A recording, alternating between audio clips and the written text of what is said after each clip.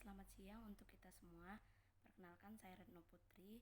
Di sini dari mata kuliah Ekonomi, Koperasi dan UMKM sebagai tugas UAS. Di sini saya akan memaparkan.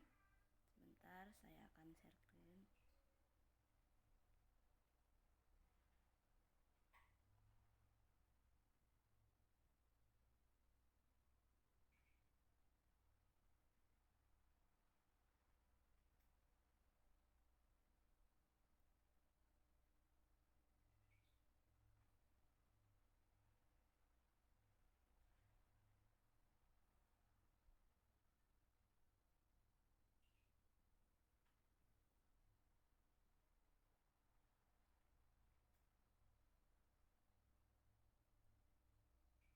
Nah, di sini saya akan langsung mulai saja.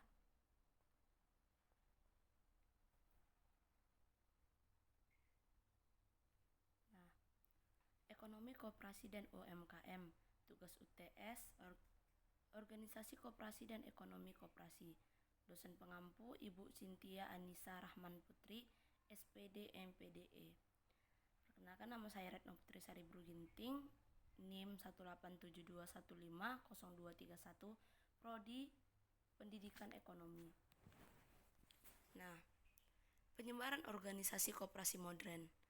Koperasi sebagai organisasi ekonomi yang berwatak sosial dapat dijumpai hampir di semua negara, baik negara maju maupun negara yang sedang berkembang.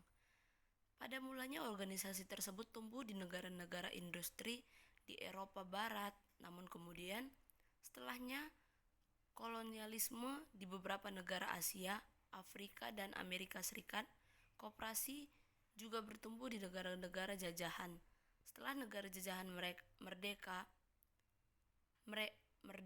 memanfaatkan koperasi sebagai salah satu alat untuk meningkatkan kesejahteraan dan bahkan dijadikan sebagai salah satu alat pemerintah dalam melaksanakan pembangunan untuk meningkatkan kesejahteraan masyarakat. Koperasi modern didirikan pada abad ke-18, terutama sebagai jawaban atas masalah-masalah sosial yang timbul setelah tahapan awal revolusi industri. Nah, yang selanjutnya kebutuhan konsep teoritas dalam analisis koperasi. Selanjutnya, dalam melaksanakan roda organisasinya, koperasi harus tunduk pada tata nilai tertentu yang merupakan karakteristik koperasi. Tata nilai ini dapat kita baca di Undang-Undang RI Nomor 25 Tahun 1992 tentang perkoperasian, terutama pasal 2 sampai dengan 5 yang tak lazim disebut landasan asas, tujuan, fungsi, dan peran serta prinsip-prinsip koperasi. Prinsip-prinsip koperasi dapat digunakan sebagai petunjuk-petunjuk yang berguna bagi perkembangan organisasi koperasi dan gerakan koperasi tertentu.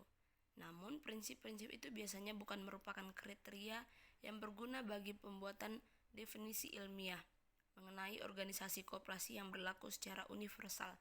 Meskipun demikian, mengingat prinsip-prinsip koperasi merupakan pula sumber dari norma-norma hukum, seringkali prinsip-prinsip koperasi berguna bagi pengertian koperasi menurut hukum Hanel 1989. Nah, dan yang selanjutnya ada arti penting ekonomi koperasi.